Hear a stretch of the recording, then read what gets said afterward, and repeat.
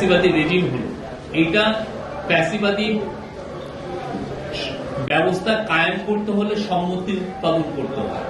এই সম্মতি উৎপাদনের কাজ করেছেন বাংলাদেশের বিশাল সংখ্যক সাংবাদিক বৃন্দ। এটা নিয়ে আমাদের সত্যিকার অর্থে আমরা বলছি যে ফ্যাসিবাদী সাংবাদিক ফ্যাসিবাদী, আমাদের নিয়ে এটা নিয়ে আমাদের সিরিয়াস কাজ করতে হবে। আমরা বললেই কিন্তু ব্যাপারটা দাঁড়ায় না। আমাদের সবাই, আমি সবাইকে বলবো যারা সাংবাদিক আছেন, গত 16 বছরে কার কি রোল ছিল সেটা নিয়ে গবেষণা করা। কাউকে আমরা সুইপিং রিমার্ক না করি, কিন্তু আমরা প্রত্যেকটা ইপিসি ঘুরে ঘুরে আসি, দেখি কিভাবে কার কি রোল ছিল, কে কিভাবে জার্নালিজমটা করেছেন। এটার ক্ষেত্রে আপনি এখনই যদি বলেন উনি ফ্যাসিবাদী এই ফ্যাসিবাদী, তার চেয়ে বরং আমরা সবাই মিলে রিসার্চ করি, জানি যে কিভাবে ওনারা এই ভয়াবহ যে একটা আওয়ামী লীগ রেজিম, এই যে শেখ হাসিনার রেজিম, যারা বাচ্চা বাচ্চা ছেলে মেয়েদেরকে খুন করতে দ্বিধাবোধ করে নাই, তাদেরকে সম্মতি উৎপাদন কারা করেছিলেন, কিভাবে করেছিলেন। অনেকগুলো ঘটনা, আমি তো অনেকগুলো লিপিবদ্ধ করছি। প্রথম কথা হচ্ছে মিডিয়ার পরবর্তী জার্নালিজম আমাদের দেখা উচিত। তারপরে আপনার মনে আছে 2011 সালে যখন কেয়ারটেকার গভর্নমেন্ট কে অ্যাবলিশ করা হলো, সেটার জার্নালিজম আমাদের দেখা উচিত। 2013 সালের ডিসেম্বরে আপনার অনেকগুলো ছেলে মেয়ে নিখোঁজ হয়ে গেল। গুমের আগেও হয়েছে, ইলিয়াস আলী 2012-তে গুম হয়েছেন, বাট ওইটা একমাত্র ওইটা ছিল সবচেয়ে একই সাথে সবচেয়ে বেশি। আপনি দেখেন কয়টা পত্রিকা রিপোর্ট করেছে, কয়জন এগুলো নিয়ে কথা বলেছে, এবং এটা যখন রিপোর্টগুলো আসা শুরু হলো, কারা কারা আবার এই রিপোর্টগুলো নিয়ে, এই লোকগুলোকে নিয়ে কটূক্তি করেছে, কোন কোন সাংবাদিক। তারপরে আপনার 2014, 2018, 2024-এর ইলেকশনকে কারা কারা জাস্টিফাই করেছে ভয়াবহ রকমের, এবং তারা দেখাতে চেয়েছে যে এগুলো লেজিটিমেট ইলেকশন, এবং এই লেজিটিমেট ইলেকশনের পিছনে তারা ভয়াবহভাবে সাপোর্ট দিয়েছে। তারপরে আইসিটি অ্যাক্টের কথা মনে আছে, সেই সময় এটা একটা ক্যাঙ্গারু অ্যাক্ট ছিল, ক্যাঙ্গারি কোর্ট ছিল সেই সময়।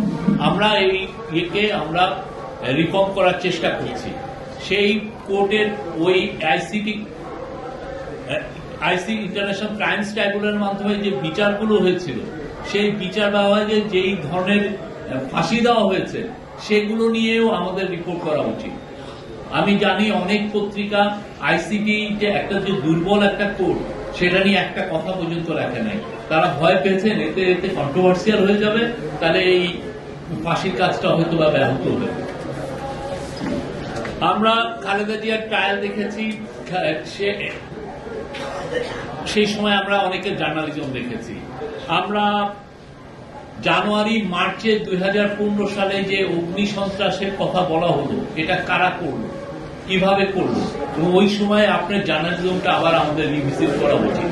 আমাদের জানা উচিত আসলে ঘটনাগুলো কি হয়েছিল, কারা ইনভলভ ছিল, কেন ওইটার মাধ্যমে পুরো অপোজিশনের পলিটিক্সটাকে ডিলেজিটিমাইজ করা হয়েছিল। পুরো অপোজিশনের ওরা জঙ্গি, ওরা অগ্নি সন্ত্রাস করে, ওদের কোনো পলিটিক্স করার কোনো রাইট নাই, এই যে একটা ন্যারেটিভ, ওইটা কিন্তু মূলত 2014-15 সালের এই ন্যারেটিভটা, তার আগে না। কিন্তু ওই সময় এইটা আমাদের রিভিজিট করা উচিত।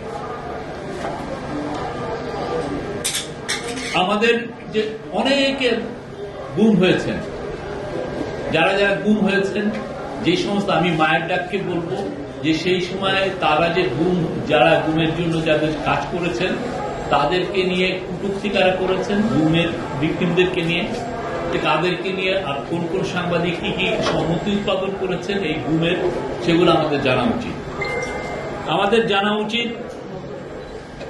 এক্সট্রা জুডিশিয়াল কিলিং, গুম, সেগুলো নিয়ে কি ধরনের জার্নালিজম হয়েছে। আমাদের জানা উচিত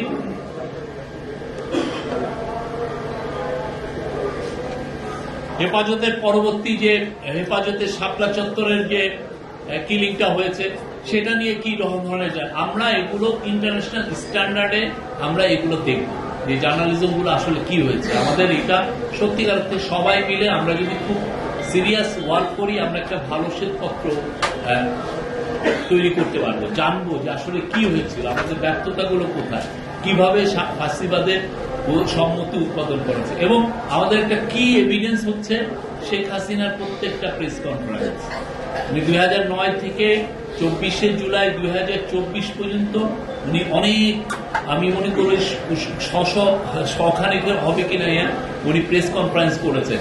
প্রত্যেকটার কিন্তু বিবরণ আছে, কে কি করেছেন এগুলো দেওয়া আছে। তা আমি সবাইকে ইনভাইট করব এগুলো নিয়ে আমরা সিরিয়াস কাজ করি। তাহলে হবে কি আমরা জানতে পারবো যে কি আমাদের ব্যর্থতাগুলো কোথায় হয়েছে, কি ধরনের ফ্যাসিবাদী বয়ান কিভাবে তৈরি করা হয়েছে, সেই জিনিসগুলো আমরা ইন্ডিভিজুয়াল কাউরে না বলি, কারো এগেনস্টে না বলি, কিন্তু আমরা যদি প্রত্যেকটা ঘটনা ধরে ধরে ধরে কার কি রোল ছিল, কিভাবে জার্নালিজমটা হয়েছে, এটা লিপিবদ্ধ থাকলে সেটা সারা জীবন থাকবে। সারা জীবন আমরা এটাকে ব্যবহার করতে পারবো যে দেখেন এই কাজগুলো হচ্ছে, এবং ইন্টারন্যাশনালি এটা একসেপ্টেড হবে।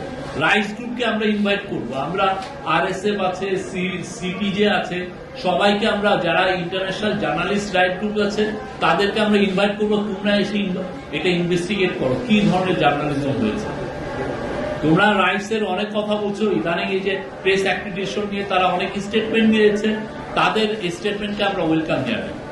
কিন্তু গত 15 বছরে কি ধরনের ভয়াবহ জার্নালিজম হয়েছে সেটা জানেন। বাট কিছু না পারলেও 1 জুলাই থেকে 5 আগস্ট পর্যন্ত যে জার্নালিজমটা হয়েছে, অনেকে যারা করেছে, বা টিভিতে যেভাবে আমাদের স্টুডেন্টদেরকে, হিরোদেরকে তারা সন্ত্রাসী বলেছে, মিসক্রিয়েন্ট বলেছে, সেগুলো জানা উচিত। এবং আমরা তাদেরকে ইনভাইট করবো, আসেন আপনার জার্নালিজমটা করেন, আপনারা এসে এটা একটু ইনভেস্টিগেট করেন কি ধরনের জার্নালিজম হয়েছে, কোথায় কোথায় ফেলুর ছিল, কোথায় কোথায় ফাঁসিবাদী বয়ান তৈরি হয়েছে। আমরা তাদের কাজের প্রতি প্রশংসা করি, কিন্তু আমরা এটাও আশা করি তারা যদি এই কাজগুলো না করেন তাহলে তারা এক ধরনের ওভারলুক করছেন আমরা মনে করি। আর সাগররুনি হত্যাকাণ্ডের কথা আসছে, অনেক সাংবাদিক নির্যাতনের কথা আসছে।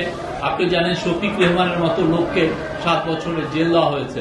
আপনারা কতগুলো সাংবাদিক সেই সময় এটা নিয়ে কথা বলেছেন, অনেকে তো ওনাকে নিয়ে অনেক বাজে বাজে কথাও বলেছেন, আমরা ফেসবুকে তখন দেখেছি। হ্যাঁ, তো এই বয়ানগুলো আমাদের জেনে রাখা উচিত কিভাবে হয়েছে। আবুল আসাদের মতো লোক, উনি পৃথিবীর প্রত্যেকটা দেশে প্রত্যেকটা পার্টি নিয়ে একটা মুখপাত্র, উনি জামাত ইসলামের মুখপাত্র সংগ্রামের একজন এডিটর। জামাত ইসলামের সংগ্রামের তো অনেক পুরনো একটা পত্রিকা, আপনি সেই পত্রিকার এডিটরকে তাকে তার অফিসে যে ঢুকে এনে তাকে মারতে মারতে তাকে ছেঁচড়ে নিচে আনছে। কিন্তু আমরা পরের দিন দেখেছি অনেকে এটা নিয়ে একটা রিপোর্ট করেন, অনেকে আমাদের সম্পাদক পরিষদ অনেকে এগুলো নিয়ে একটা কন্ডেমনেশনও দেন। এগুলো তো এই ব্যর্থতাগুলো তো ছিল। তো আমরা মনে করি প্রত্যেকটা বিষয়ে আমরা সিরিয়াসলি রিসার্চ করার দাবি রাখি। আমরা রিসার্চগুলোর জন্য বিপদ করি।